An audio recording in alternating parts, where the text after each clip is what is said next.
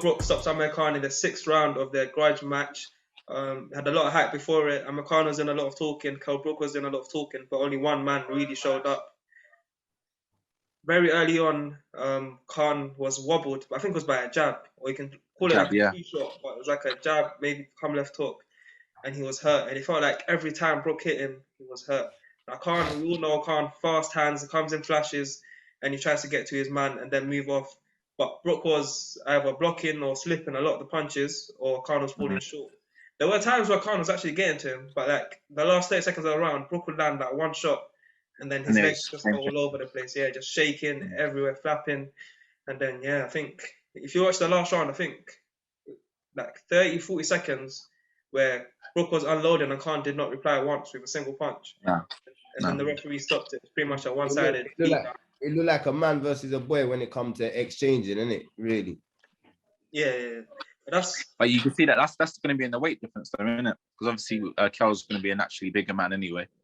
I don't think it was just not just the weight. I think I've been saying it for a while. Like Khan's style, the things that he got him through to where he is now in his career, then was his speed and his reflex and his timing.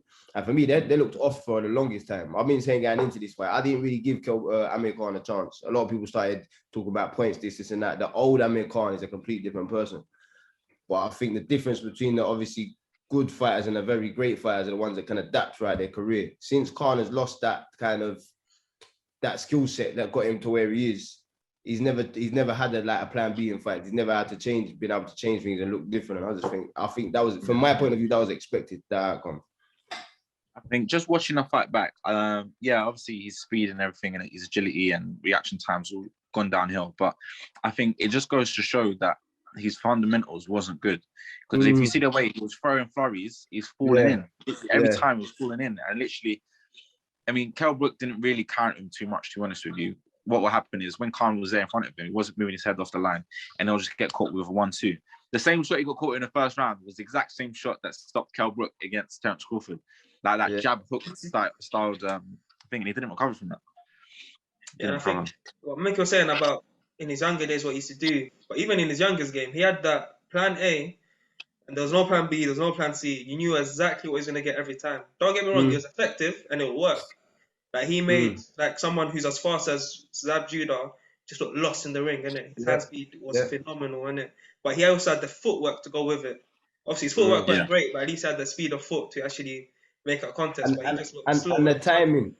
And the timing with that, like the speed of feet and the speed of hands was so perfectly well together that he'll be in with his feet, let off 4 shots and get out of range. Like there was pure God-given talents that he had. Not to say that he didn't work on a lot of stuff himself, but like you said, a lot of the stuff he does is unorthodox. And he got away with it when he had that speed of feet and speed of hands. And since they've gone away from him, which they will do as time goes by, like there's nothing else really been there for him. And for me, he hasn't looked good since he got knocked out against Canelo.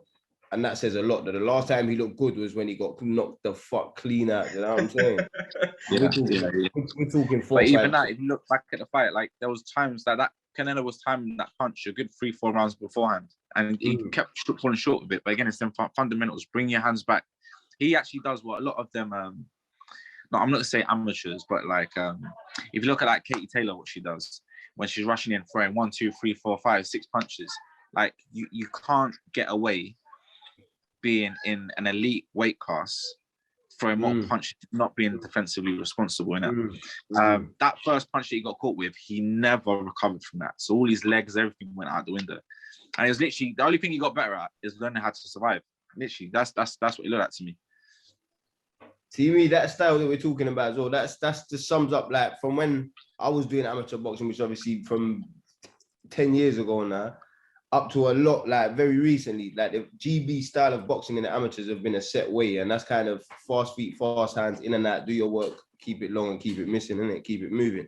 Over 3 rounds, 4 rounds, 3 threes, 4 twos and things like that. Obviously that's a perfect style, that's an effective style. But then to come into the pro game, obviously you need to make them adaptations. And obviously Brook has always been a lot more suited to this pro game in terms of like now, the way they're looking now, and the way they box now. Brook's style was always he can last longer in the game. Once you get natural attributes, Brook can still be in there. He's a big, strong man. He don't mind getting hit. He can throw with people. He's got a lot more style to him to adapt to this pro game to see this fight out. Obviously, this fight 10 years ago, 5 years ago, was a different ball game, innit? Different story.